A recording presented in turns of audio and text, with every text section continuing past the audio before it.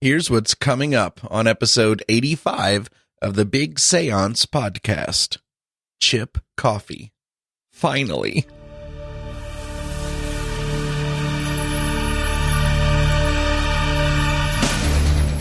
It was very exciting for me that one of the producers, as I was leaving the set, the location, walked me out to my car, put his arm around my shoulder, and said to me, Chip Coffey, you have just elevated this show to an entirely different level. Oh, cool. And that's very rewarding to hear. Being a parent to a psychic kid is not much different than just being a parent to a kid who's not exhibiting psychic abilities.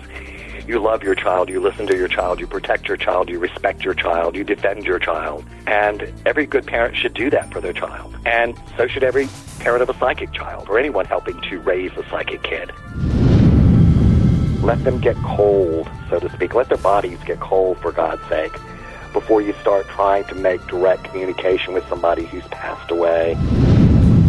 I don't see anything wrong with telling your loved ones, having a buzzword or a keyword or whatever, a phrase, something, somehow letting them know that you are communicating with them, influencing things around them, letting them know that I'm here and I'm okay. I wanted the full-body apparition. I wanted my mother standing in front of me, smacking me in the face, saying, look, numbnuts, I'm here and I'm okay. And I didn't get it for 9 years. In my wildest imagination, I don't think I could have imagined that I would be so blessed. And sometimes I feel like I don't deserve it, but I sure am glad that that's the way it is. So, and I'm so far from perfect, I am not St. Chip of Georgia. I have... Welcome to the Big Seance Podcast. I'm Patrick Keller of BigSeance.com, and this is a place for an open discussion on all things paranormal, but specifically topics like ghosts and hauntings, paranormal research, spirit communication, psychics and mediums, and life after death. So basically, anything that pops up in my paranormal world. The candles are already lit, so you might as well come on in and join the seance. I've been a fan and follower of Chip Coffey for several years now. I've run into him a few times, and you'll hear us talk about a few of those times during the interview. Chip doesn't do a lot of podcast interviews, so I've had to bug him a few times over the last couple years, and I think I finally cracked him. Many of you dropped questions for Chip in the Big Seance Parlor on Facebook recently, and we got to many of those questions in the interview, and it was so very helpful, made everything really nice. So thanks for dropping those questions in the parlor, made it exciting. It's been a long time since I've laughed so hard, I have to tell you. And many of these chuckles were from before and after the actual interview. But because they're hilarious, and because a good laugh with Chip Coffey is good for the soul, I'm totally including a special Easter egg at the end of the episode, so please enjoy. Do me a favor, share this episode with your friends, and make sure you're subscribed in the most popular places you can go to hear the show, like iTunes, TuneIn, Stitcher, Google Play Music, and I've heard from many of you who listen on iHeartRadio. That's cool. There's also a million podcast apps out there, like Apple's iOS app, which is by far the most popular app people use to listen to podcasts currently. So if you have an iPad or an iPhone, that's how you can do it. There are lots of Android apps available now too. Also, send me an email and say hi. And if you want, tell me how you listen, when you listen, and maybe even which episodes are your favorite. I love hearing from paranerds.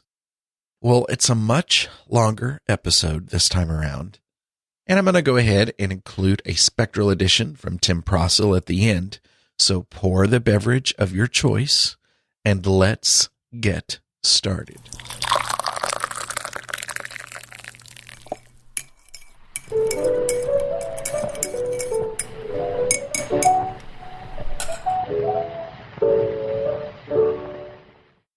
Chip Coffey is an internationally acclaimed psychic, medium, paranormal investigator, lecturer, and author. He was born in upstate New York, spent much of his childhood in South Carolina, and now resides in the suburbs of Atlanta, Georgia. His psychic abilities manifested themselves when he was a young child, and after successful careers in traditional counseling, the entertainment industry, and travel management, he began working full-time as a psychic and medium in 2001. Since that time, he has conducted thousands of readings for clients all around the world. He hosted Psychic Kids, Children of the Paranormal, a 1-hour pilot documentary followed by 3 hit seasons of the series that aired on A&E, Biography, and Lifetime. Chip was featured on 31 episodes of the popular A&E network series Paranormal State. He appears in seasons 1 through 4 of that series.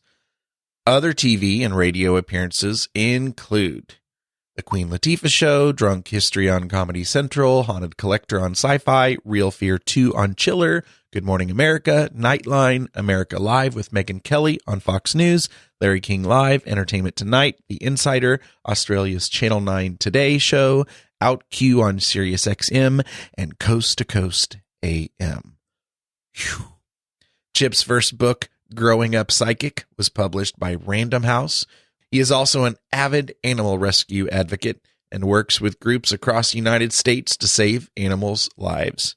A firm believer in God and his angels, Chip believes that miracles, great and small, happen each and every day.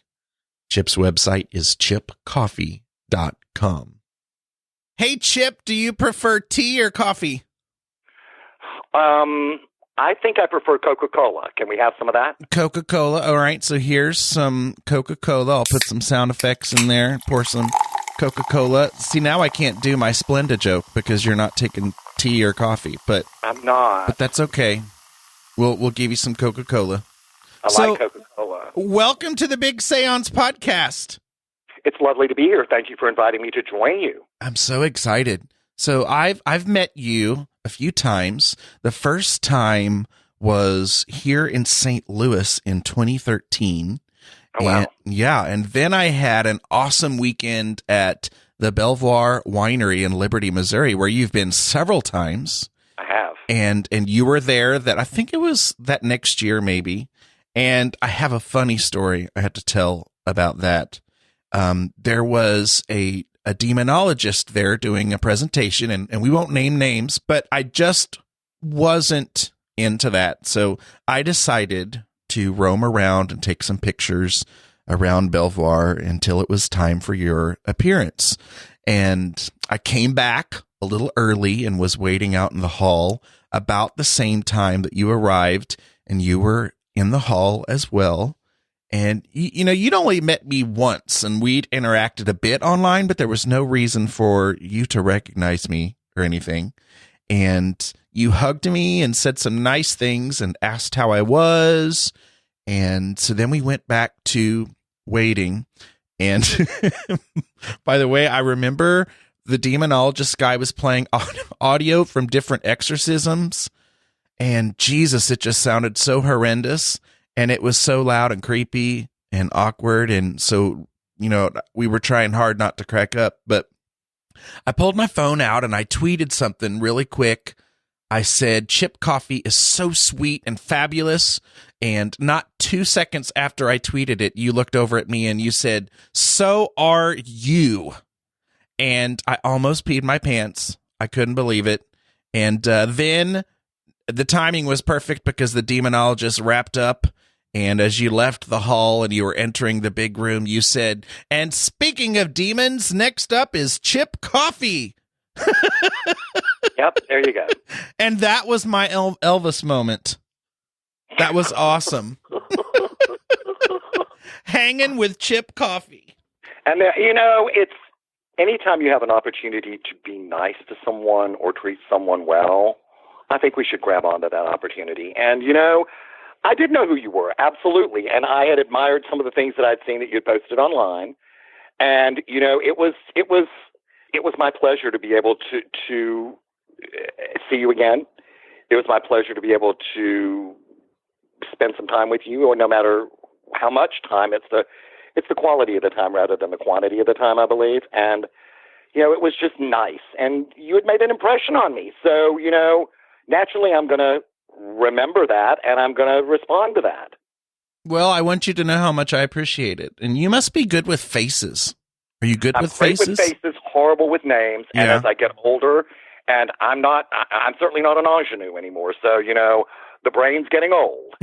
And, it's still kind of a good brain, but it's an older brain. And I might forget some things, but usually if you remind me and you have made an impression of some sort on me, then, if you sort of jog the memory, I'm pretty good. But names, don't ask me. I'm horrible and always have been with remembering names. And even the tips and tricks that they say, here's some tips and tricks to remembering names. Nope, not working. Nope. Yeah, doesn't help. Don't get me started with all of my students over 15 years. Yeah, I've given up on a lot of names. It doesn't always work. Well, No. Last night I went into my Facebook group for the podcast, and we call it the Big Seance Parlor. And I asked a simple question. I said, what questions have you always wanted to ask Chip Coffey? And I figured I'm in trouble.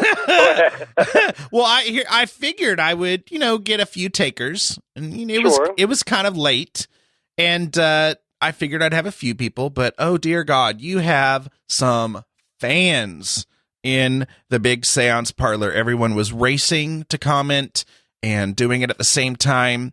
And so from now on, I've just decided that anytime I want some interaction in my Facebook group, I'm just going to put, no matter what the status is, I'm just going to post a picture of Chip, no matter what the question is, and just get them all answering. So they pretty much planned my interview for you tonight. Are you ready? Well, I am. I'm strapping I'm strapping my seatbelt on, and I put up my tray table, and it's Betty Davis. This is going to be a bumpy ride. And so, here's your little package of peanuts. Yeah, and a Coca-Cola. Yep. All right, here we go. You might want to make this a little bit of a stiffer drink, if you know what I mean. If this is going to be an exciting ride. How much do you prefer? Is there going to be turbulence? Let me just ask that. I might pop a Xanax. I'm not planning on turbulence. This is going to be very pleasant. This is going to be a pleasant ride.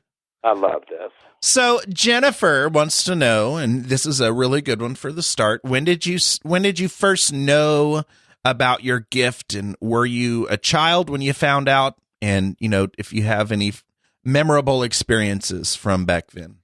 Well, I have to kind of answer that question in two parts.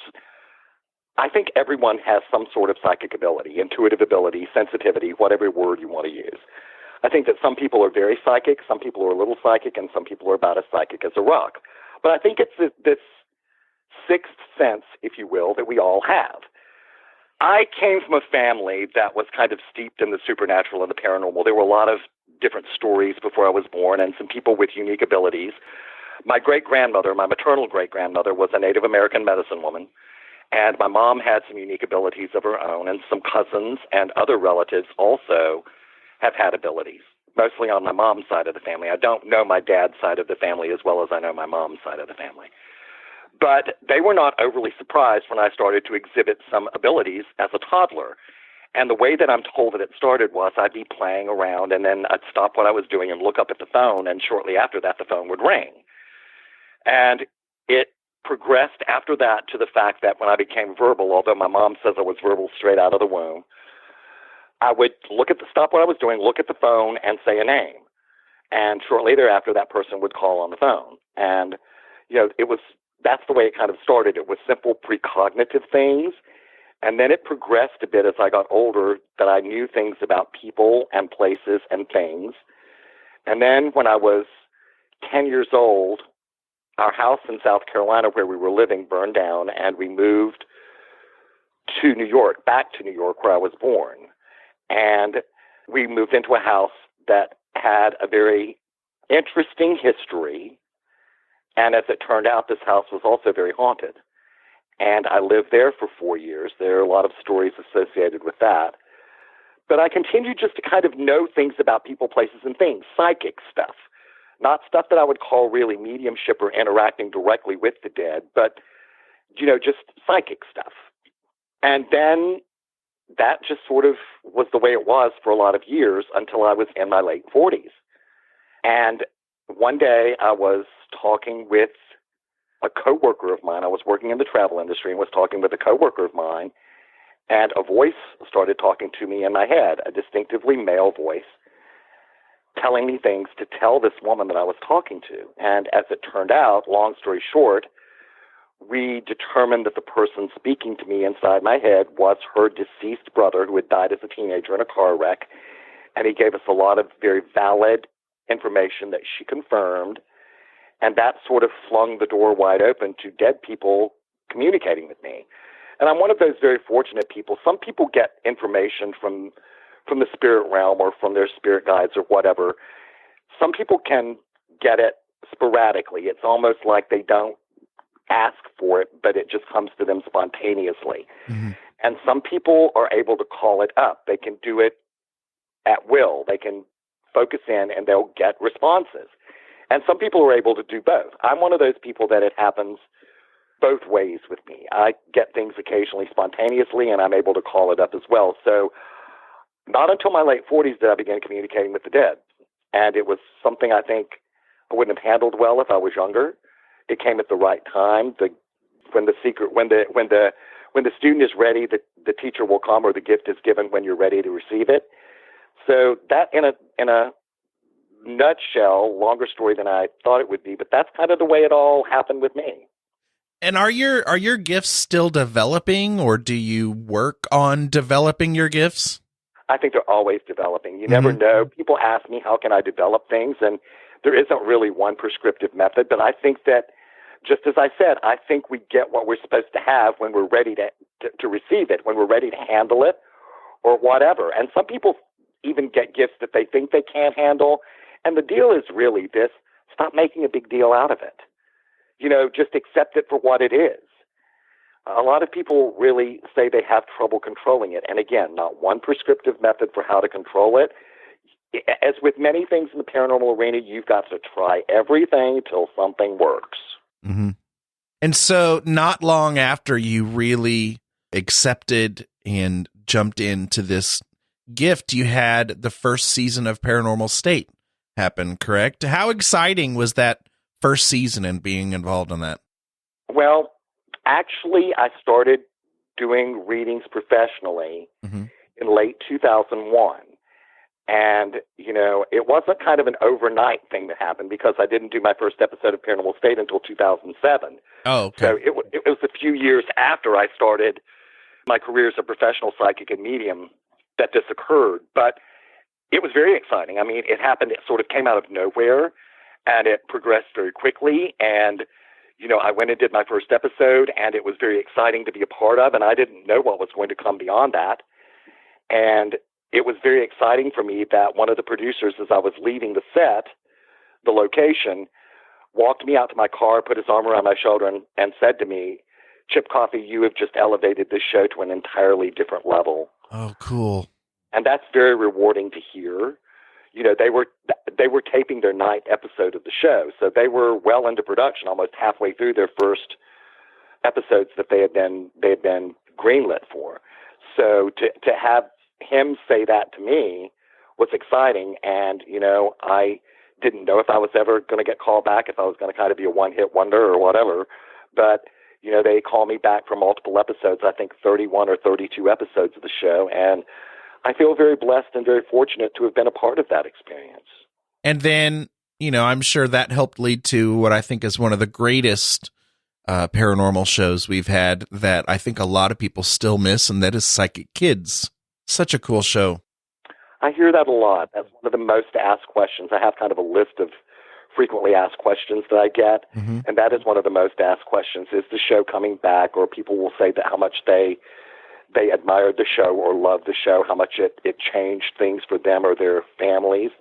And that's a very wonderful thing to hear. That's a blessing for me. And I loved doing that show. And yes, Paranormal State, one of the episodes of Paranormal State that I did sort of was the springboard for the Psychic Kids show. The producers knew that I have education in psychology, specifically with working with children and families. And that sort of was shining through in the episode I did with the young lady who was a medium, and that started the wheels in motion for the development of the Psychic Kids show. And I'm very proud of the work we did on the show. It was a difficult show to do for a lot of reasons, but I think we did some good work, and the network just didn't really embrace the show as much as the audience did, I think, or as much as the production company did, and so we only lasted for 21 episodes.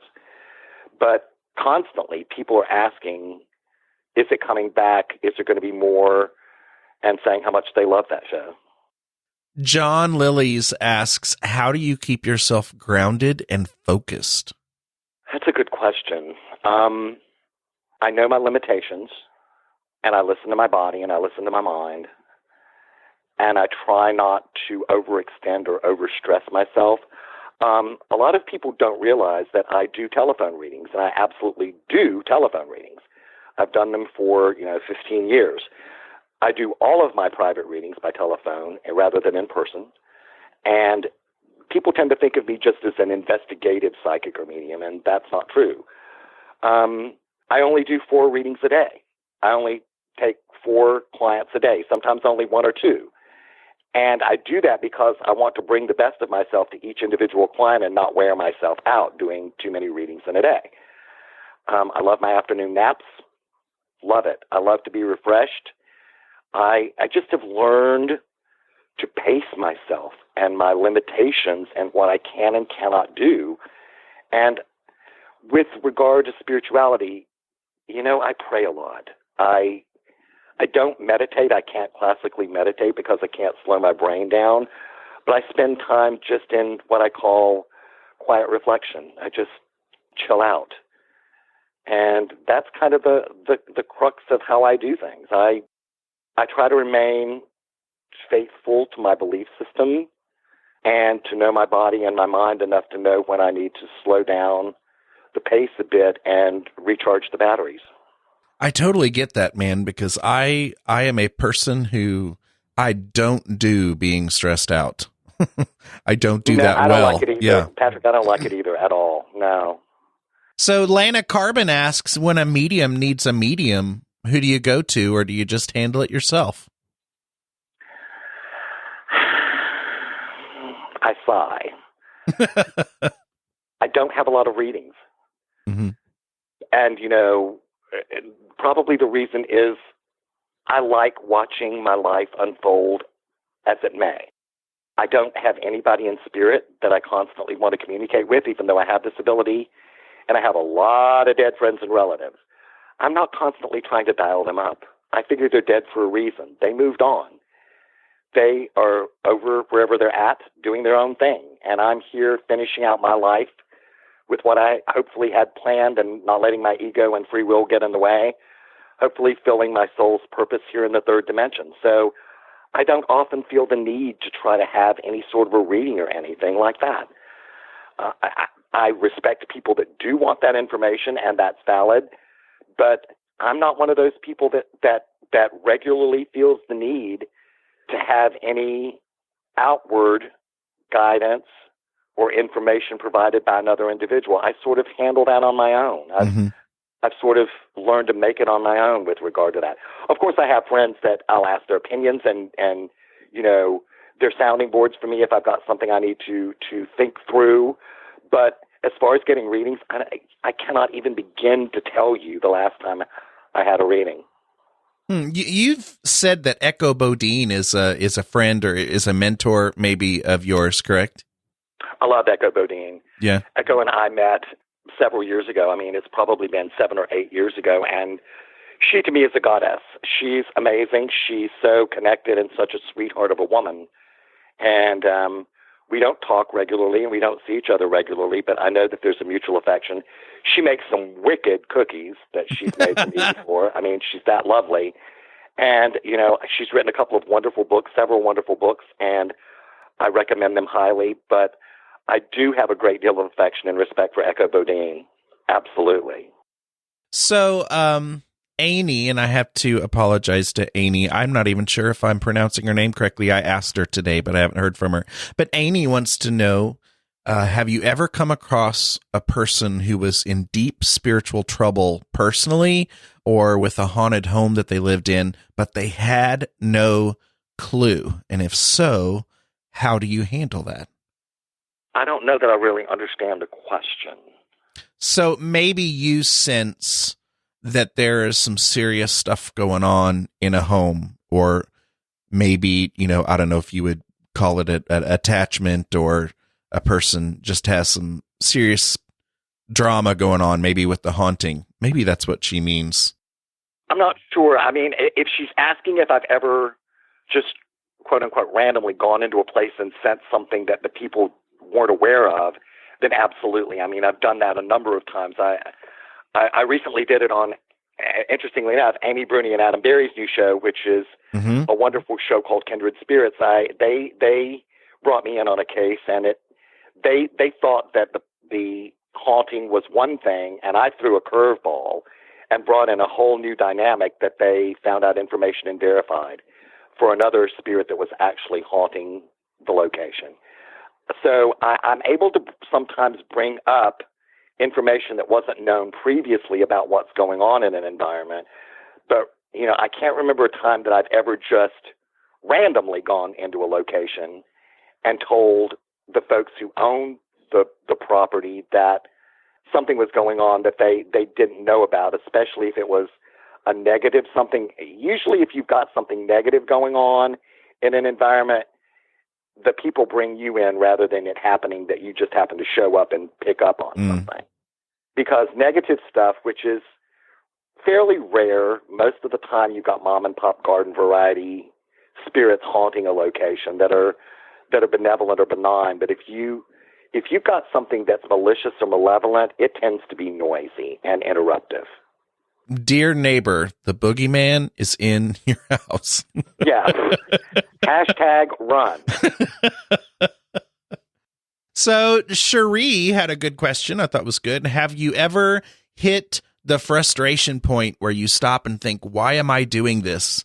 Since there are so many skeptics with knee-jerk reaction of, nope, not real. I don't believe it. How do you keep a positive attitude about it all? Oh my God, she just threw a whole lot of stuff into one question. She did. There's so many. I could take twists and turns in this question like you wouldn't believe.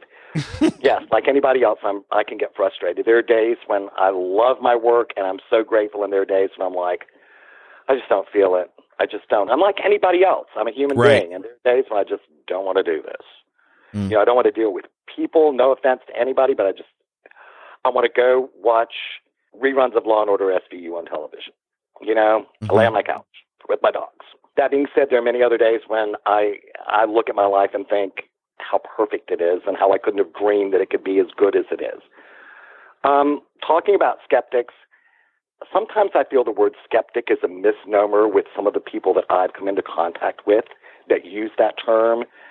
The skeptics that I've come into contact with are not really skeptics. They're really disbelievers, and a lot of them are very rabidly aggressive people who like to take a crap on the belief systems of others. They'll belittle you and berate you for what you believe, and I don't think that's right. I'm not telling them if you're an atheist or you're a disbeliever or whatever that you're wrong. I don't give a crap what anybody else believes. That's none of my business. And it's none of their business what I believe. But they come at you with their fangs bared, and, I don't like having to engage with them, but sometimes I do. And basically the way I do it is I say, F off. Honestly, just like, kiss my ass. I don't care what you believe. But some of them are very nasty. And there's negative information out there about me on the internet. But here's the thing. Prove something. There's nothing you can prove. And if you come at me and you lie about why you're coming to me, I may give you misinformation because the energy you're putting out there clutters everything that I'm going to do. That's the truth. And that's just not a psychic excuse, as some people might claim. That's the truth. We don't understand how energy works. I had some people come to me at one point in time and blatantly try to trap me by lying to me and telling me all these fake stories about relatives that they had that died, And it was stories I think are reprehensible. One was of a woman whose child was mowed down in the street when he was a small toddler, and she hadn't had that happen to her. But the death of a child, how sick is that to lie about the death of a small child? The other is even more reprehensible. A woman came and told me that her sister died on 9/11 at the World Trade Center, and she didn't. I mean, that's horrible. And unbeknownst to them, I knew who they were. And I decided to F with them. I decided to play along, so I gave every one of them fake readings. And I knew that they would go out and try to diss me on it. And because I was on the road, I didn't one-up them before they put out the information on the Internet. But they're like, we did a sting operation on Chip Coffey. And here's what I'll tell anybody that wants to come and screw with me. I'm psychic. Chances are I'll know who you are. And I'm going to give you exactly what you want. I'm going to give you a fake reading. You want to pay me, or you paid to come and see me? I'm going to be nice to you. I'm not going to run you out. I'm going to give you a fake reading. You've given me your money. You've given me, and hey, thank you. Thank you very kindly. Now I can live indoors and eat for another month. I'm going to give you a fake reading. Or I might not know who you are. You might be faking me out, and I might be the biggest fake on the face of the planet. But here's the deal. You'll never know for sure, will you? You'll never know for sure whether I'm screwing you while you're trying to screw me, or if I really am a snake oil salesman. You can't prove it. You want to come and try to make my life miserable? I'm going to turn it around on you, asshole. What I want people to know, because I've researched this, and when you interview a lot of people, I do a lot of research and coming up with the shows, and on Google, and especially like Wikipedia, things like that, Wikipedia is infested with nothing but skeptics and, science. Well, there's a group on Wikipedia called Guerrilla Skeptics of Wikipedia, GSW, and they have taken it upon themselves to attack the Wikipedia pages of anyone who is in the paranormal or psychic medium field or holistic field or alternative medicine field or anything like that. They've got a whole gaggle of people who will go on and just say the most derogatory things. My Wikipedia page has got a lot of derogatory stuff on it. The Paranormal State page does.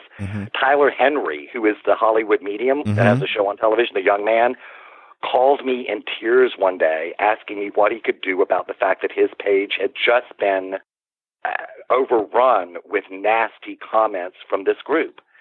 And there's really nothing you can do about it, because if you go in and change it, they're monitoring those pages so closely. Like I said, they're rabid and aggressive and nasty. They will go on there and change whatever that they can. They've come after me. They're the ones that came after me in the instance that I just reported to you. One of them showed up at my event in L.A., tried to use a fake ticket to get in, pretended that he was narcoleptic or drunk or having some sort of a medical problem, but he was still unceremoniously escorted out of my event. But he used a fabricated ticket to gain admittance into my event, and when he was discovered, he played stupid and dumb. And we recognized who he is. That was the start of us doing our heavy research and finding out who a lot of these people are. We've got a booklet filled with people and pictures that are known folks in the skeptical community. And here's the thing about it. They don't like being silent. They like to brag about their actions, so it's easy to figure out who the hell they are. Because it's a game. It's almost like this insane vendetta they've got against this community, and they see themselves as the watchdogs of truth. And in reality, what they're doing is they are taking a crap on the belief systems of others. Live and let live. Nobody's hurting you. I've been called an energy vampire or a grief vampire or bilking money out of the grieving. You know what? I don't. I provide a service. I advertise my service. If people want to come and avail themselves of my service, great. I don't go out and seek these people. I'm not an ambulance chaser. Don't do that. I've got a website. I interact with people on Facebook and Twitter and other social media platforms and let people know about the services that I offer. But here's the deal. I don't have a mailing list. I don't keep notes on my clients. I'm not constantly sending something out via email or newsletter trying to get more money out of people. As a matter of fact, I turn down money. If someone calls me more than once a quarter or once every 6 months, I won't read for them again. I won't take your money. And with regard to talking to a dead person, if you called me and said, I want to talk to my deceased mother, and then you call me back again and said, I want to talk to my deceased mother, my rule is this: I'll talk to the same person for you twice. And then after that, we're done. Because I'm not going to foster a dependence on me from you. I'm not going to keep taking your money and siphoning money out of your bank account to do the same thing. And have you not go on with your own grief process? Have you not go through the process of letting that deceased person go? I'm not going to do that. I'm not. That's not. I couldn't sleep at night. I couldn't look at myself in the mirror. It's not who I am. Do I like money? Hell yes, I like money. It buys me things like a roof over my head and food in my belly. And you know what? I do a lot of charitable things with the money that I get. I help a lot of my friends. I do good things with the money because that's a bargain that I made with God. If you will not have me worry about money constantly, worry about paying my bills and doing the things that I need to do to keep myself living indoors and eating, as I said before, I will take any extra money I've got, and part of that money I will invest for the future because I'm getting old. But part of that money I will also use to do good things in your name, Lord. And that's the promise that I made. And I live by that promise, Patrick. I live by that promise. You're big with helping animals. Tell us a little bit about that. They don't have a voice. And don't get me started. Damn you, Oprah. You're making me cry. I do what I can, and it never feels like it's enough. But I'm very attached to trying to do what I can for animal rights and animal advocacy and animal rescue. So that's a very near and dear charity to my heart. The various charities, those, I'm stumbling because I'm trying not to get emotional. I get it. It's just very important to me. It's, every life saved is a blessing. Do you want to give us maybe one of the most moving readings that you've given publicly in one of your appearances, like maybe on Coffee Talk or something like that? Do you have a recent one that sticks out that was really good? I'll just give you snippets of a couple. Okay. There was a lady once who came to me who was having problems with the health of one of her children, and I'm not a doctor. I don't have a license in medicine, and the only answers I can give you are from an energetic source, and those are not an excuse for getting good, sound advice from medical or psychiatric personnel.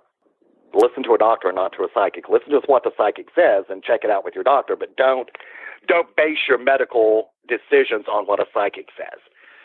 Anyway, this lady came to me, and her child was having problems, and he was very, very sick. He was vomiting constantly, and they couldn't figure out what was the matter with him.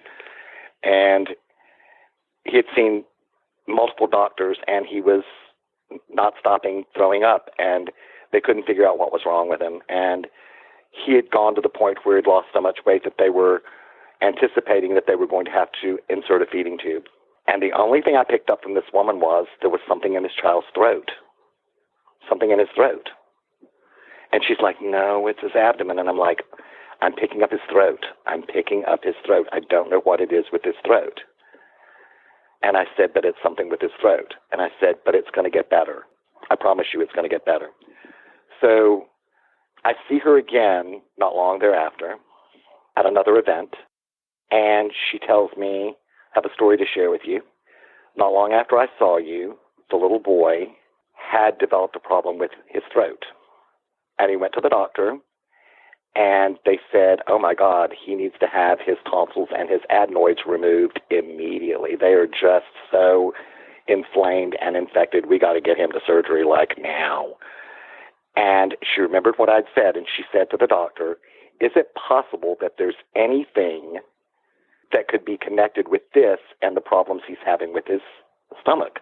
And the doctor said, no, there's nothing. There's no possible connections. They took out his tonsils and his adenoids, or whatever they did in his throat, and the woman reported to me that the little boy had not thrown up since.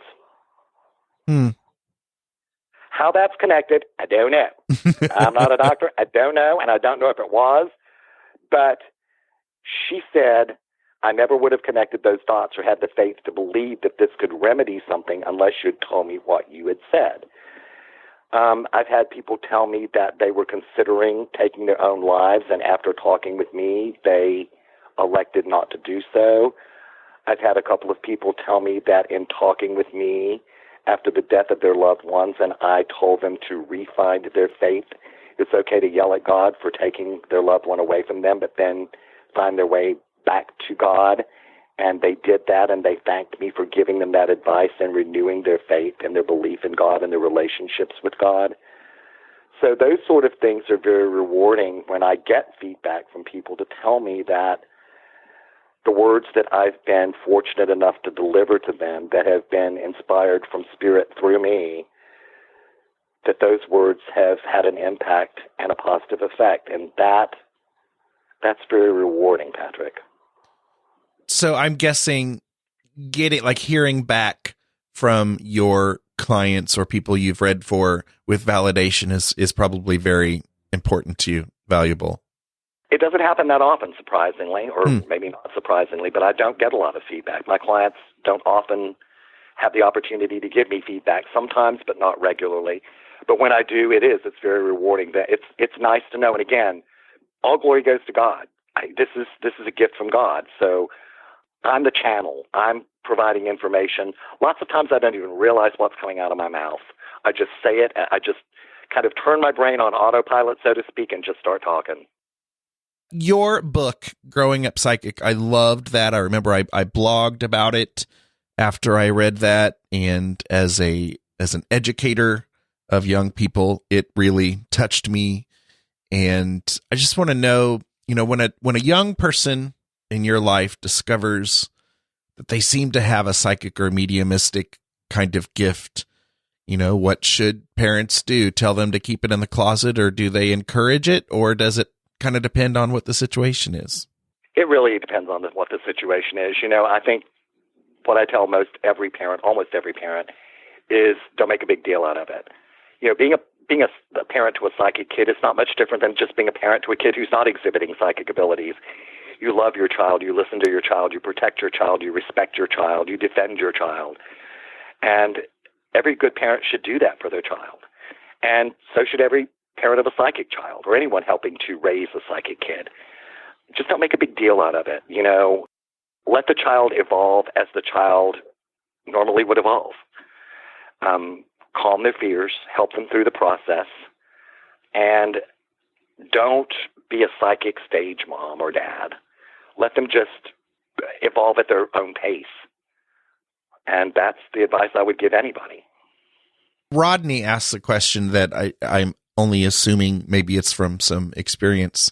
If you have someone in your life who can't sleep at night because they say they hear and see things, could that possibly be a sign of having some kind of abilities that maybe are coming through? Again, there could be so many answers. It could be hallucinations. It could be, depending on how long they haven't slept or if their sleep pattern's been interrupted, it could be some sort of hallucination. It could be a vivid dream. It could be any number of things. The first thing in the paranormal you do is rule out all other possible causes of an occurrence before you even start branching into the possibility that what is happening is paranormal. It could be that you've got abilities. It could be that you're having experiences. So you just got to do your due diligence and try to figure out what's going on to the best of your ability. John wants to know, how can I develop my psychic and potential mediumship abilities? And again, I'm sure this is a loaded question too. It is, because again, as I've said, there's really no prescriptive method. We're dealing with the unknown, greatly uncharted territories, and what we truly know about the paranormal is next to nothing. There's a lot of theories and a lot of beliefs and a lot of opinions and very little fact. So the answer to that is try everything till something works. Some people listen to audio tapes on psychic development, or read things on the internet, or go to sit in psychic circles, or they read books like Echo Bodine's books, great books on psychic development. They're called The Gift is the first book, and A Still Small Voice is Echo's other book. great books for psychic development. Some people meditate or open themselves up to having experiences. They put themselves in the zone with incense or smell good stuff or music or whatever. And there isn't just one method. I think part of it is asking you shall receive and be open to receiving. And then inherent with all this is learning how to manage whatever it is you get. Because if you don't manage your abilities, they, in most instances, will manage you, and they'll become overwhelming. Yeah, I read a lot of books that when I first kind of started with this obsession, and I read books about channeling and astral travel and meditation, and, you know, it didn't matter how many I read or how hard I tried. Somehow I just knew that when I think I want pizza for lunch comes through, I think it's it's just me bored, not really getting anything. Well, and that again, there's so much that's involved with this, Patrick, and part of it is, you know, you've got to come to realize and be able to differentiate between what's your stuff and what is actually messages from spirit. Mm-hmm. And that isn't always easy because all of us have a lot of stuff. Yeah. Stacy wants to know, have you ever, I think we may have kind of hit on this, have you ever withheld a message that would bring unnecessary heartbreak to a client? No. But I choose my words carefully. Yeah. My training in psychology has taught me that your words can either help or hurt, wound or heal. So that being said, I try to deliver not great information in the most delicate way that's possible. And I certainly am not going to tell a client what he or she wants to hear. That's not my job. My job is to tell the truth. I will sometimes ask a client, do you want to hear everything I have to say, or do you want me to censor it all? Mm-hmm. And most of them say, I want to hear everything. And many times what I have to say is not what they want me to say. You know, I have people call me up and say, is my ex going to return to me? And if the answer is no, I'm going to tell them no, if that's what I feel, that the odds aren't in their favor. Or is someone going to get better? And if I don't feel like they're going to get better, I will tell them, I don't feel like your loved one's going to get better. And that information's not easy to deliver, but like I said, I pray constantly that the words that I give to someone during a reading are positive and they'll make a difference. They're not put forth to harm someone, but however it manages to occur that it helps someone.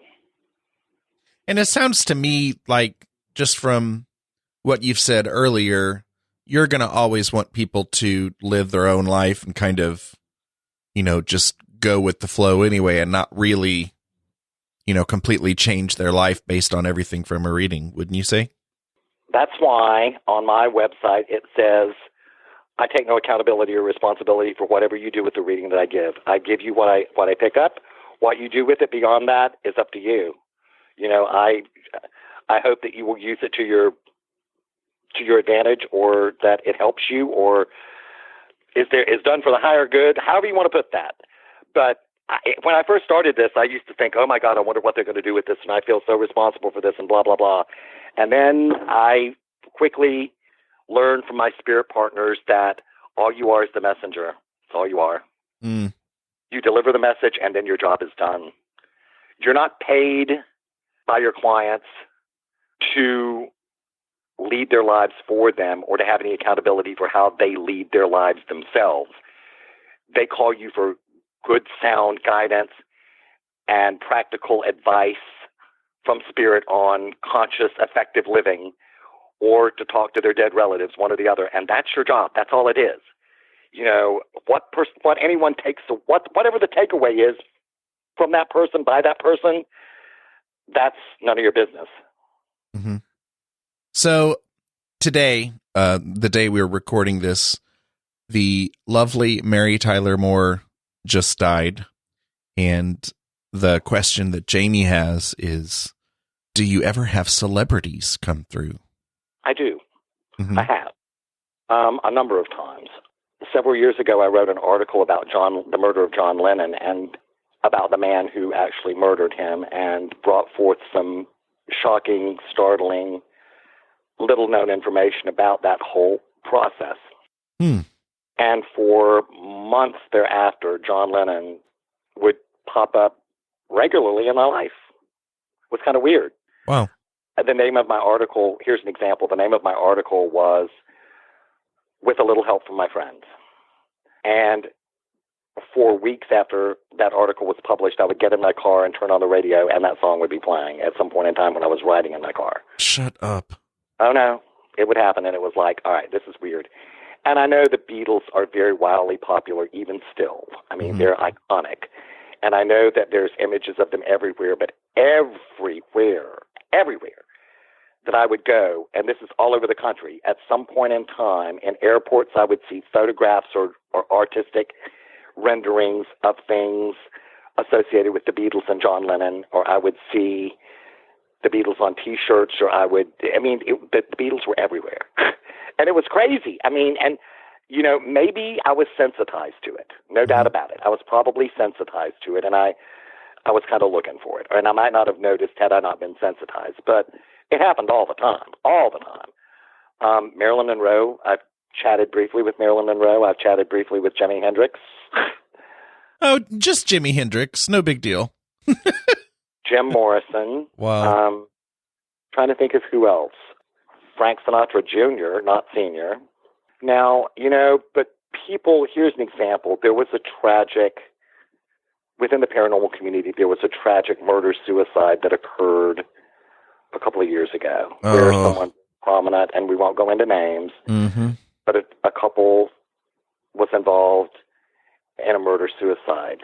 And there were people right after they died that were trying to reach out to them on things like spirit boxes and create some sort of contact. And there's a level of respect and a bit of too soon going on with some of this. Let the people finish their transition. Let them get cold, so to speak. Let their bodies get cold, for God's sake, before you start trying to make direct communication with somebody who's passed away. You know, if they come to you, fine and dandy. If you're a psychic and medium and they come to you soon after they died, great. But it seems a little self-serving to me and disrespectful to actually try to call them up just for your own glorification or satisfaction. There's something about it that feels wrong to me, Patrick. It just feels wrong. You know, I had a cousin that died, and shortly after she died, I was there when she died. I sat with her the entire night waiting for her to die, and damn it, she wouldn't. She was hanging on until her youngest son, who didn't want her to die, finally gave her permission to go, and within an hour, she died. And she came to me driving home inside my head, and she said, you know why I was hanging on? It was because Frank couldn't bear to let me go, and I couldn't bear to leave him in such grief. And then when he said the words to me, Mom, it's okay, I let you go. Please go. Don't be in any more distress or pain. And that's when I knew it was okay to let go. But I didn't call her up. She rang me up. But celebrities, yeah, a few, not regularly. People ask me why I don't try to reach out to Jesus Christ or the Virgin Mary. You know what? I think they got bigger fish to fry than talking to Chip Coffey. I think they got a little more work to do than trying to deal with Chip Coffey. I think maybe they're booked. Yeah, they probably, they're like, and every now and then I do feel like I've got a direct line to the divine. You know, I feel like God has smacked me in the back of the head or in the back of the back, squarely in the back several times in my life. But, I know they're there. I know they're guarding. I know they're watching. But as far as trying to, and I'll pray to them. But as far as trying to open up a channel of communication, yeah, that just feels that feels almost above my pay grade. Well, your answers and you talking just in the last couple of minutes have reminded me. A couple of weeks ago, I had Roberta Grimes on. Do you know Roberta Grimes? I'm sorry, I don't. Okay. She writes a lot and researches about after-death communication, and she's really big on, the connection of religion and spirituality and stuff like that. Well, I asked her, I was just really curious. I've always had a plan with my immediate family for when we pass over, we're so obsessed with this spirit communication stuff. I am going to be, or at least now, saying this on this side of the other side, I want to immediately try to communicate with my loved ones because we're fascinated by it. So we have our plans of my mom, for example, and my partner knows to be looking and paying attention to bedside tables because I'm going to be doing things to the bedside tables. And I mentioned this to Roberta and she said, no, she said, absolutely always follow whoever's taking you into that light. Don't miss the opportunity. You don't want to be earthbound forever. And I was kind of bummed. What's your thoughts on that? I'm not sure I'm following exactly what the question is, so correct me if I'm not. But some people have the mistaken belief that those people who have passed away can only communicate with the living if they haven't crossed over. That's wrong.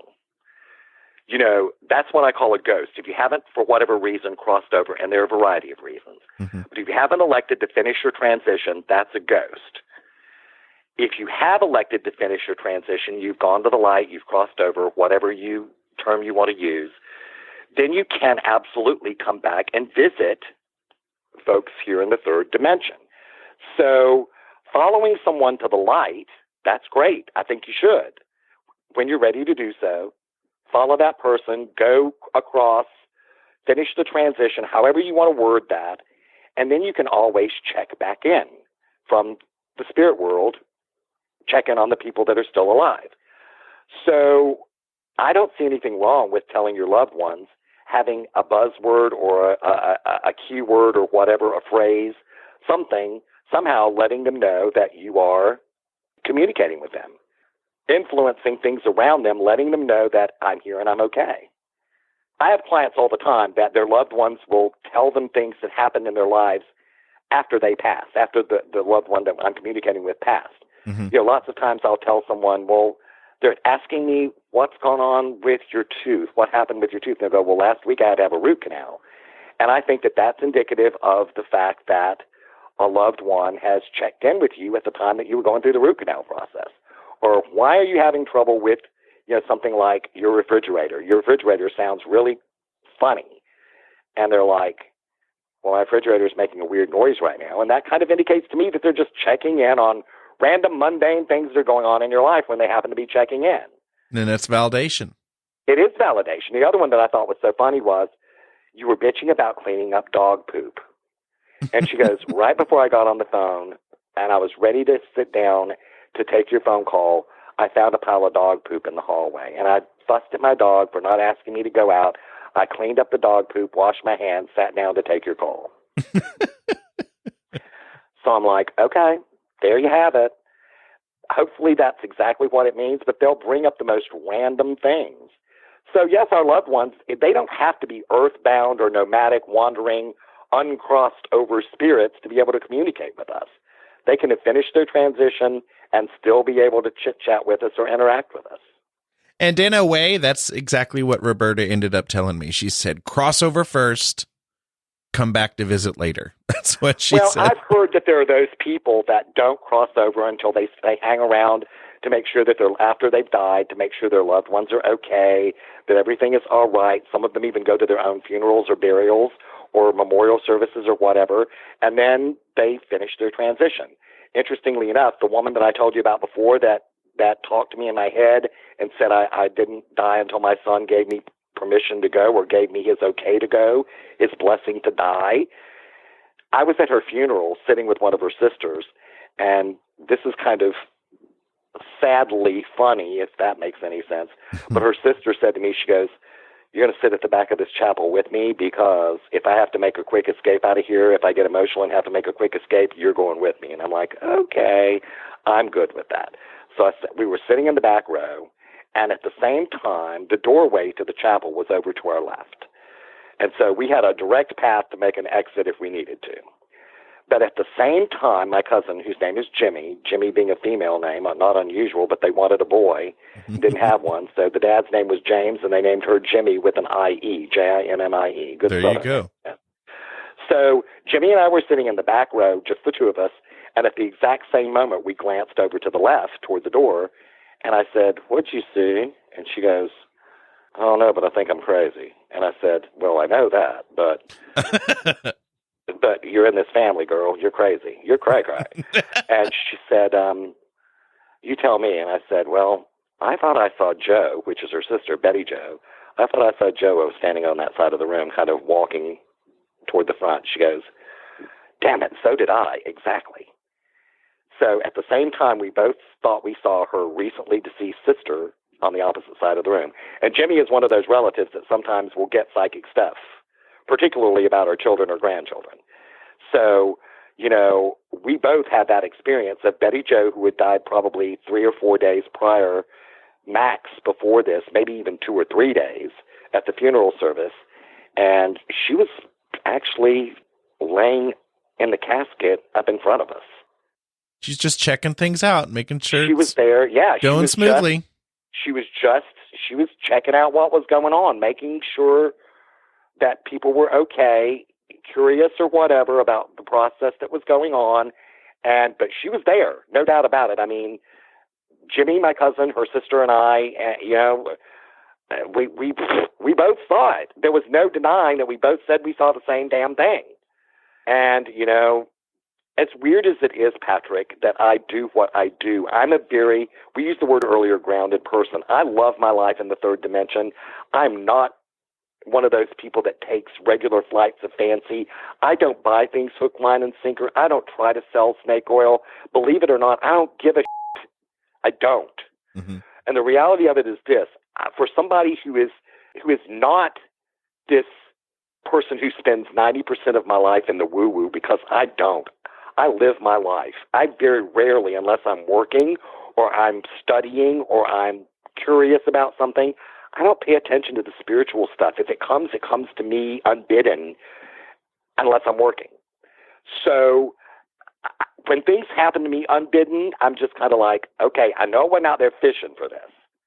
When I saw my dead mother, here's an example. 9 years after my mom died, and believe me, I had prayed and begged for an unmistakable sign that my mother was okay in the afterlife. Mm-hmm. Now, I'd had certain little blips on the radar, numerous blips on the radar, but I still wasn't satisfied. I wanted the full-body apparition. I wanted my mother standing in front of me, smacking me in the face, saying, look, numbnuts, I'm here and I'm okay. And I didn't get it for 9 years. Mm. But about 9 years after my mom died, I'm out riding around in the front yard on my kick-ass riding lawn tractor, cutting the grass on a late spring day. And I round the corner into the side yard, and I slam on the clutch that stops the tractor. And there stands my mother, standing by her gardenia bush, her beloved gardenia bush, in the side yard and near the fence to the backyard. And I went, and I'm not going to drop the F-bomb out of respect to you and the listeners, but I went, my initial reaction to show you how steeped in reality in many ways I am, I grabbed my face and went, oh, F, I've had a stroke. I couldn't believe I was seeing my mother. And, you know, I felt for my mouth to see if it was drooping. It wasn't. I did the things. I remembered the email that many of us have gotten that says, here's things to do if you think you've had a stroke. Can you curl your tongue? And I did. I could curl my tongue, and I thought, okay, can you say a complete sentence? Okay, numbnuts, you just did. I said a complete sentence. I felt at the back of my neck and my forehead. I wasn't sweaty. I had not had a heat stroke. So I tried to talk myself out of it, and finally I said, oh, my God, that's my mom. And she was standing there looking, she looked like she weighed 65 pounds like my mom did before she passed. She looked happy and healthy and dressed just the way I would have expected my mother to look on a bright, sunny spring afternoon here in the South. And I blinked and she was gone. But those few seconds that I interacted with my mother were precious. You know, I can picture your mother right now because you've shared her picture many times. My mother was a delightful, beautiful, smart, brilliant, loving pain in the ass. And the fruit or nut, whichever you would like to say, didn't fall far from the tree. So I adore my mother, but, you know, we butted heads sometimes lovingly. And I miss her every day of my life. And the times that I've been fortunate enough to have her come through and interact with me are brilliant. And as it is with my dad, you know, I didn't have as good a relationship with my dad as I had with my mother. So the times that he's come through with loving comments and remarks have left me numerous times in tears for an extended period of time. I mean, to know that my dad is willing to come through and say the lovely, loving things that he said to me are just, it touches my soul and my heart and my soul.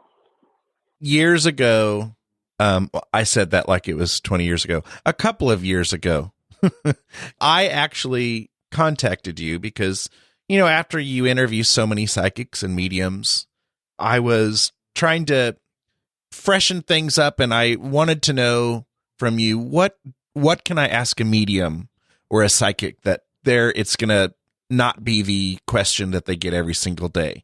And right. Since then, you told me to ask them what they're interested in outside of the paranormal and being a psychic. And since then, almost every interview that I give, I try to ask them, you know, what kind of nerd they are outside of the paranormal world. What's your answer? I mean, you got to have an answer since you gave me the question, man. Well, as my mother Carolyn would say, do as I say, not as I do. But, you know, it's kind of like, don't expect me to answer the question that I gave you. What are you, crazy? Great. What am I interested in outside of the paranormal?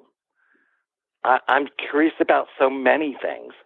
I love spending time with the people that are my friends. But here's what people don't understand about me. I really am, and people are going to laugh at this, I really am shy to some degree. I'm really a very private, with many things, a private person who is kind of a hermit. I don't go out a lot. When I'm at home, I don't go out a lot.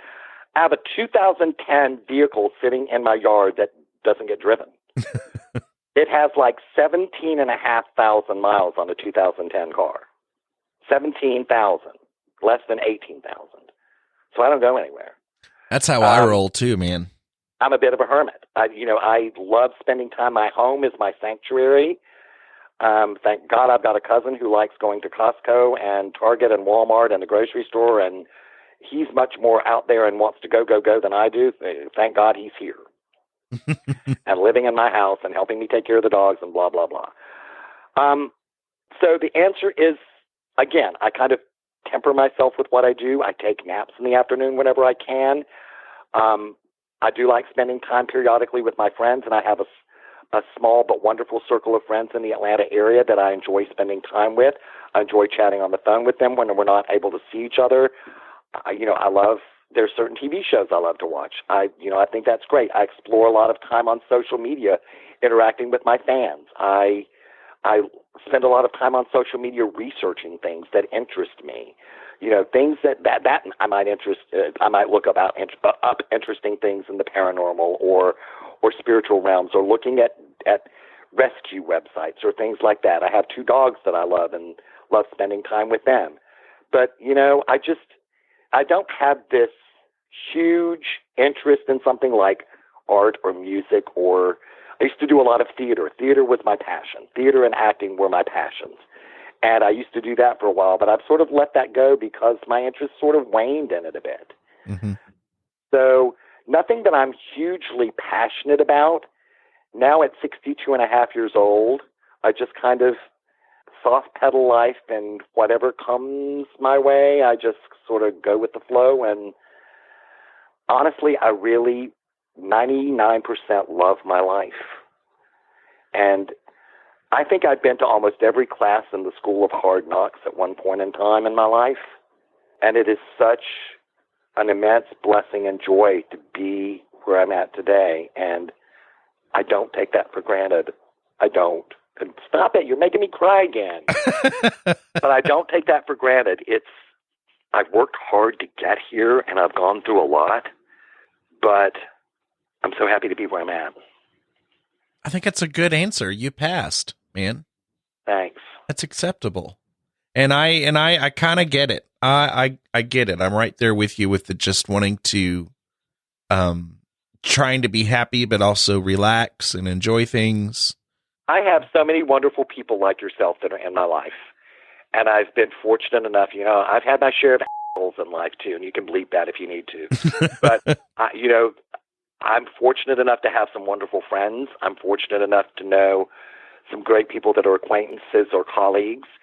And that's great. And, I have 2 dogs that I love. I have my cousin who lives here with me, who's very much like a brother. And I honestly don't know what I would do without him. He's such an immense safety net and comfort for me in my life. People hear me talking about Cousin Kenny, and he is that for me.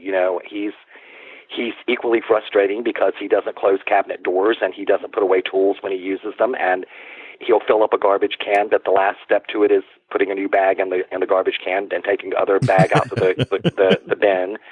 So I sometimes want to throttle him and beat him with a bat when he's in bed, But again, my life is just good. It's in my wildest imagination. I don't think I could have imagined that I would be so blessed. And sometimes I feel like I don't deserve it, but I sure am glad that that's the way it is. You deserve it, man. Well, thank you. I appreciate that. When you're sitting in your own shoes and sitting in your own stuff, it's hard to look at it that way. Yeah. But, I try to be the best person I can. On the front page of my website, it says, let me just read it to you exactly what it says. It says, hold on, I'm at my computer. On the front page of my website, there's a little meme that says, I want my life to make God smile. And that's the truth. So, and I'm so far from perfect, I am not St. Chip of Georgia. I'm not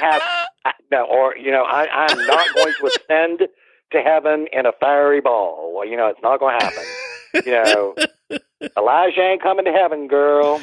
She ain't coming. Oh. And it ain't happening. But you know what? I'm going to do the best that I can, and I'm going to ask for forgiveness. I'm going to go through my mantra of thank you for everything and forgive me for everything. That's how I lead my life, Patrick. Thank you for everything and forgive me for everything. And I learned that from my beautiful friend, and I'm name-dropping here, Paulie Perrette, who plays Abby on NCIS. Mm-hmm. She taught me that simple prayer, and it covers a whole lot of ground. Thank you for everything and forgive me for everything. The subtitle of this episode is going to be St. Chip of Georgia.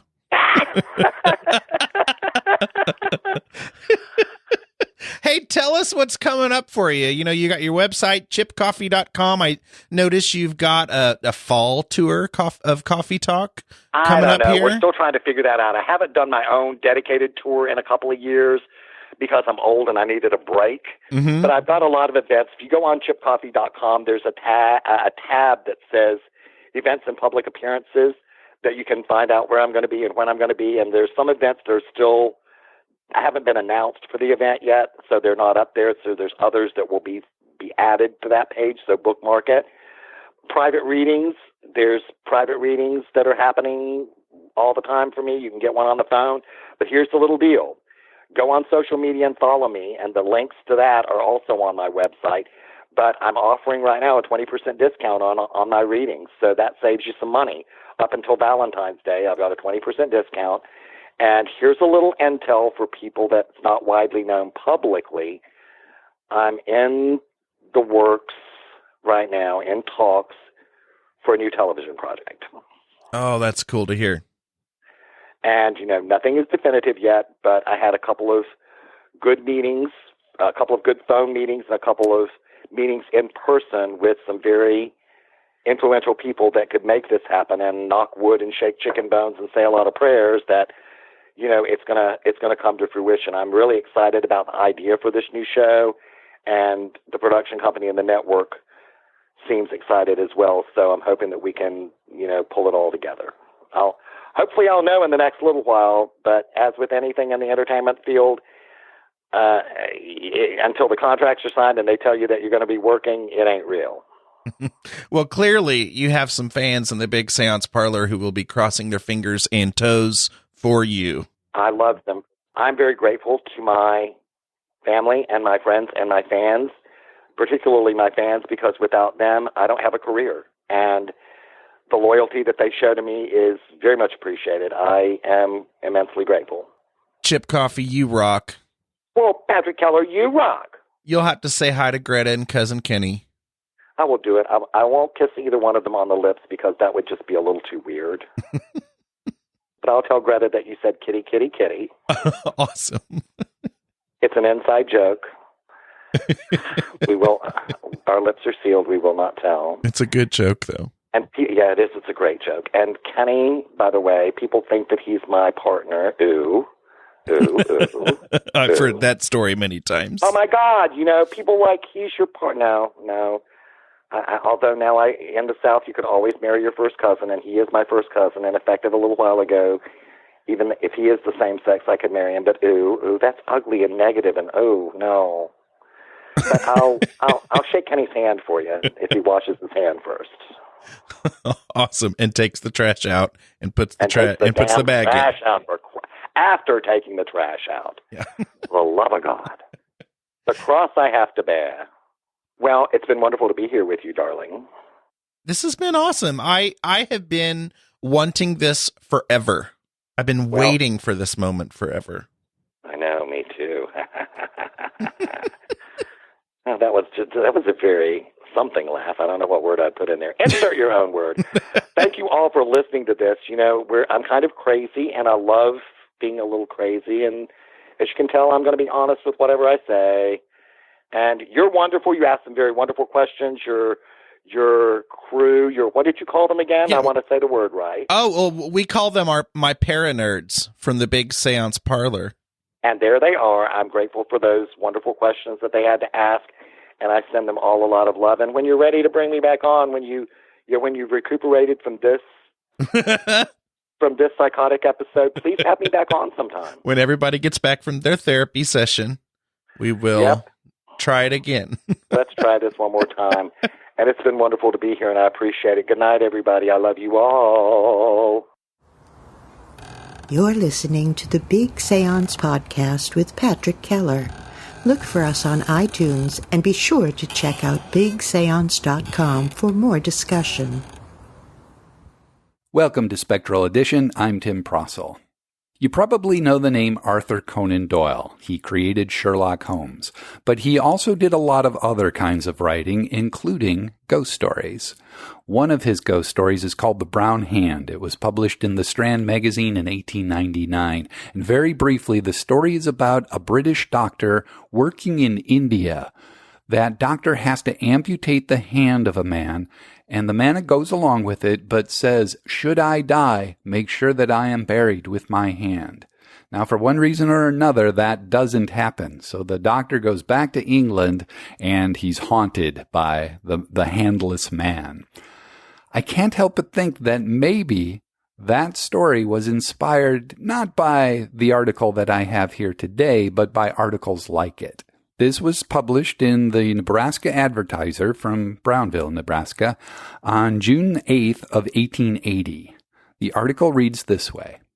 We find the following in the State Journal. We have a first-class sensation in our town. Several days since, a young man died of some disease of the brain at the residence of one of our substantial farmers whose farm adjoins town. 2 or 3 of our medical men, feeling an interest in the case, removed his brain, took his heart, skull, and brain to their rooms for examination, and found a large tumor therein. The body was buried minus these parts, and at once rappings were heard at the door, and a person bearing resemblance to the deceased would come in, look around for the missing articles, etc. The family became alarmed, talked of prosecuting the medical men engaged in it. The farmer's place was for sale $500 below the original price, the room locked up, and the matter talked of on all sides. The old gentleman is a church member, so that it caused considerable excitement and speculation. Finally, the extras were collected, another regular funeral had, they were buried where they belonged, and all has since become quiet. The house is no more haunted. Such is the story floating on our streets, as told to your reporter by several of the most responsible citizens. There's also a folktale called The Golden Arm, and you might know this through Mark Twain. In a nutshell, the story is a man has an artificial limb, an arm made of gold for some reason, passes away, somebody steals the gold arm, and the man becomes a restless spirit until reunited with that golden arm. It's a pretty good story. You've been listening to Spectral Edition. I'm Tim Prasil. I have close to 300 of these ghost articles, and I post one each Wednesday on my website, The Merry Ghost Hunter. You can also find previously released audio versions of Spectral Edition there, along with a lot of other things. The name again, The Merry Ghost Hunter. I hope you stop by.